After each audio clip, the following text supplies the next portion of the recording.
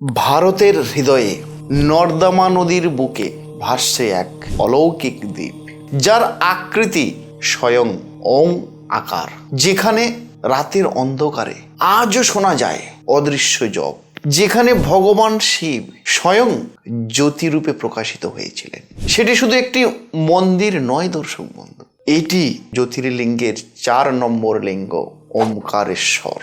আজ আমরা এই ভিডিওর মাধ্যমে জানাবো ওমকারেশ্বর মন্দিরের গোপন রহস্য। যদি আপনি জানতে চান এই সাবজেক্ট, যদিও আপনি কৌতূহলী মানুষ হন, অবশ্যই চ্যানেলটিকে সাবস্ক্রাইব করে পাশে থাকা বেল আইকনটা এখনই প্রেস করে ফেলুন, কারণ আমার এই চ্যানেল আলোর দিশারি, যেটা স্পিরিচুয়াল অ্যান্ড সাইকোলজিক্যাল অ্যাক্টিভিটিস নিয়ে তৈরি। অজানাকে জানা এই সফর সঙ্গী হিসাবে আপনারা আমার সঙ্গে থাকুন, আর আমি আপনাদের অনবরত জানাতে থাকব গোপন গোপন অজানা কথা।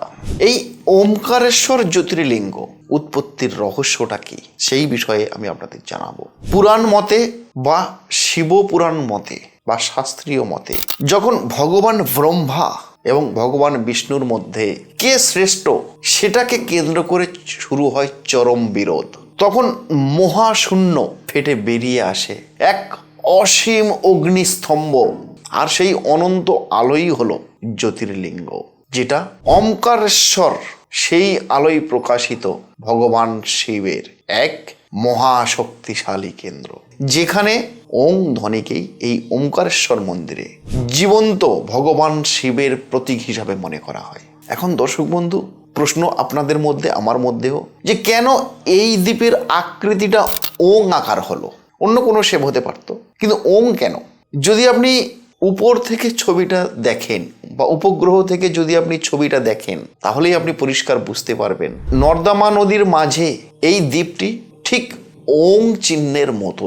সনাতন শাস্ত্রে এই ওং হলো সৃষ্টির আদি স্বর, সৃষ্টির আদি স্বর। এখানে দাঁড়ালে আপনার মধ্যে ফিল হবে, এখানে দাঁড়ালে আপনার মধ্যে মনে হবে মাটি, জল, বাতাস সবাই যেন এই ওং জপ করছে। এই ফিলটা আপনি পরিষ্কার রিয়েলাইজ করবেন। তার জন্য ওমকারেশ্বর মন্দির এত বিখ্যাত দর্শক বন্ধু। এর পিছনে একটা পৌরাণিক কাহিনী দর্শক বন্ধু রয়েছে। কাহিনীটা এইরকম: প্রাচীনকালে ইক্ষ্বাকু বংশের রাজা ছিলেন রাজা মান্ধাতা। তিনি অদ্ভুত এক কঠোর তপস্যা শুরু করেছিলেন।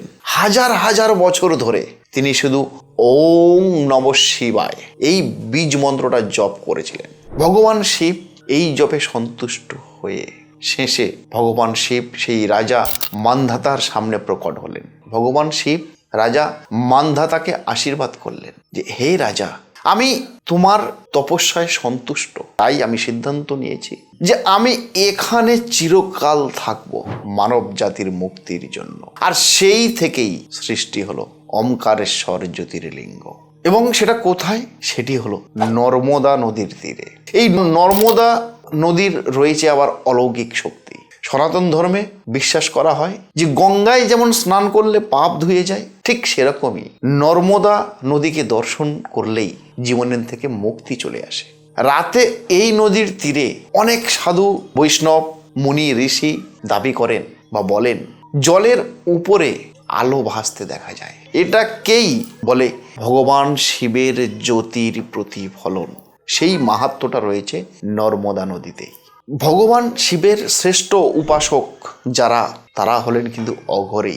মধ্যরাতে যখন মন্দির বন্ধ হওয়ার পরও কিছু অঘরী তারা ওই পাহাড়েই জপ করতে থাকে। কেউ কেউ বলে ওই পাহাড়ে বসে অদৃশ্য ঘণ্টা ধ্বনি শোনা যায়। অঘরীরা বিশ্বাস করেন যে এখানে ভগবান শিব মহাকাল রূপে বিচরণ করেন। কেন এই জ্যোতির্লিঙ্গ সবচাইতে শক্তিশালী, তার পিছনে শাস্ত্রীয় ব্যাখ্যা দেওয়া হয়েছে। এখানে ভগবান শিব ওং আকার রূপে প্রকাশিত হয়েছেন নর্মদা নদীর কেন্দ্রে, যেখানে শক্তির প্রদর্শন হয়েছে। এবং ওই যে দ্বীপটি, নর্মদা নদীর তীরের যে দ্বীপটি, তিনি নিজেই যেন এক মন্ত্রচক্র। আর যারা তন্ত্র শাস্ত্র নিয়ে পড়াশোনা করেন তাদের ক্ষেত্রে এই ওমকারেশ্বর হলো তন্ত্র শক্তির এক গোপন স্থান, একদম গোপন স্থান। যারা সত্যিকারের ভক্তি নিয়ে আসেন এখানে ভগবান শিবের কাছে, তাদের জীবন সম্পূর্ণরূপে বদলে যায়। যদি আপনাদের জীবনের প্রতি অতৃষ্ট, জীবনের প্রতি যন্ত্রণা যদি থেকে থাকে, তাহলে ওমকারেশ্বর মন্দিরের দর্শন অবশ্যই আপনারা করুন।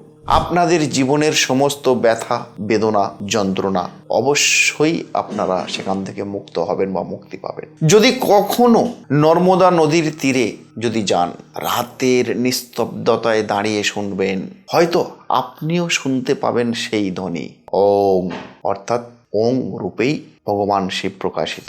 ওমকারেশ্বর শুধু একটা স্থান নয় দর্শক বন্ধু, এটা হলো ভগবান শিবের জীবন্ত স্পন্দন। তাই আজকের আলোচনা এই পর্যন্ত রাখলাম। আপনারা ওম শব্দটি অবশ্যই কমেন্ট সেকশনে লিখবেন দর্শক বন্ধু। আর এরকম চমৎকার আলোচনা পেতে দেরি না করে এখনই অজানার রহস্য জানতে, অজানার গোপন তথ্য জানতে এখনই সাবস্ক্রাইব করুন চ্যানেলটি, আর পাশে থাকা বেল আইকনটা প্রেস করে রাখুন। নমস্কার দর্শক বন্ধু, ভালো থাকুন, সুস্থ থাকুন আর অন্যকে সুস্থ রাখুন।